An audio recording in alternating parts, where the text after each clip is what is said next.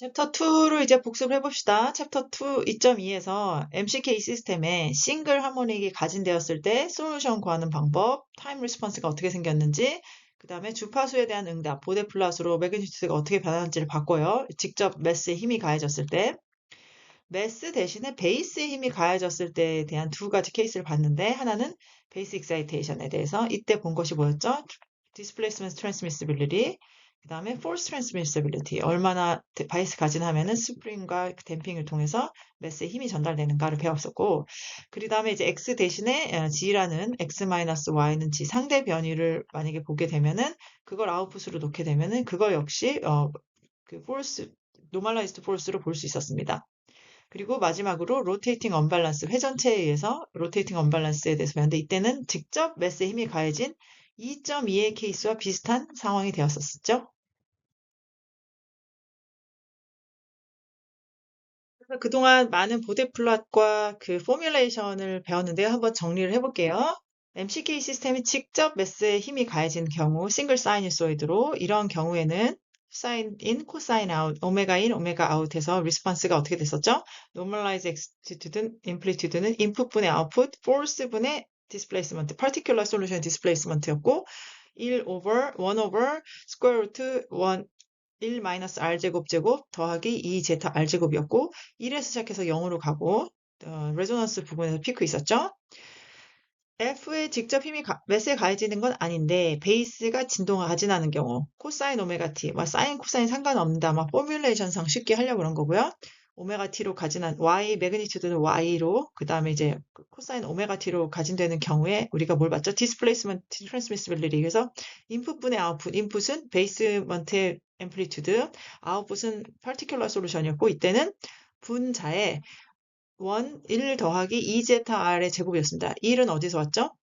스프링에 의한 것, 이것은 댐핑에 의한 것이었어요. 기억나시죠? 그래서 이때는 1에서 시작해가지고 0으로 끝나는 좀 특이한 케이스였고 또 여기서 특이한 것은 여기 스퀘어 루트 2보다 큰 그 R 주파수 레이쇼에 대해서는 댐핑 효과가 반이 되고 모든 리스폰스가 일단 인풋보다는 다 작아진다. 뭐 이런 특성이 있었죠. 자, 근데 이 똑같은 베이스 가진에 대해서 다른 관심이 있을 때가 있어요. 뭐냐면 이 베이스 가진에 대해서 힘이 얼마나 전달되나. 여기가 지금 이제 힘이 만약에 너무 많이 전달되면 파손이 되거나 하는 그런 상황일 때는 변이뿐만이 아니라 힘도 중요한데 그런 경우에 이제 힘을 보게 되면 그것은 force transmissibility였죠. 그러면 인풋분의 아웃풋, y가 인풋이었고 아웃풋은 f인데 디멘션 맞춰주려고 k 곱했고요. 이랬을 때는 앞에 있는 식에 r제곱 텀만 올라가게 됩니다. 왜냐하면 이 분자가 force인데 F equals ma잖아요. 그래서 force를 나타내는 포뮬라가 앞에서 말한 particular solution의 가속도니까 이제 가속도 성분이면 오메가 제곱이 들어가게 돼서 이제 r 제곱이 들어가는 식이 되고 0에서 시작해서 이제 이게 그 r을 인피니트로 저기 그 리미트 취하면은 이게 R에 대한 1차식이기 때문에 이제 제타에 따라서 이제 1차식의 선형의 그 기울기가 달라지는 이런 식으로 수렴하게 됩니다.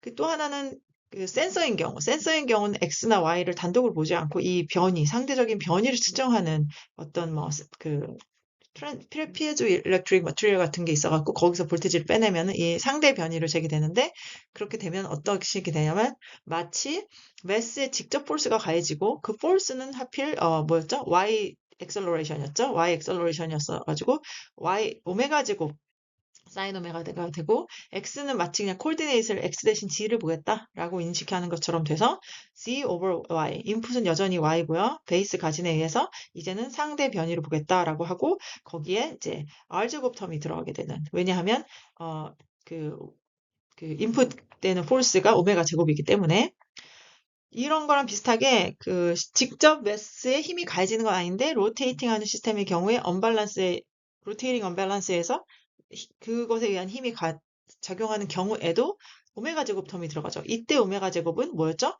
센트리피럴 액셀러레이션에 의한 이 로테이팅 하는 시스템의 센트리피럴 액셀러레이션에 의한 오메가 제곱이 들어가다 보니 식은 유사하게 노멀라이즈드 앰플리튜드는 인풋분의 아웃풋인데 바꿀 수 있어요. 이거는 뭐 mx over m02로 바꿀 수 있는데 이것도 역시 r제곱 텀이 들어간다. 이것은 원심력에 의한 오메가 제곱 텀인 것이고 시스템 물체가 회전하는 오메가고 얘는 베이스 가진의 오메가 제곱이 be forcing term처럼 돼서 그런 거죠. 그래서 식은 같아도 이 식의 그 definition이 다 다르기 때문에 보고자 하는 보디 플라식 유사한지 그리고 유사하다고 하더라도 그것을 식을 도출하는 definition 어떻게 되는지에 따라서 이게 다를 수가 있습니다. 그래서 우리가 5가지 종류에 대해서 배웠는데 한번 이렇게 카테고라이즈 하면서 정리를 해보는 시간을 가졌습니다.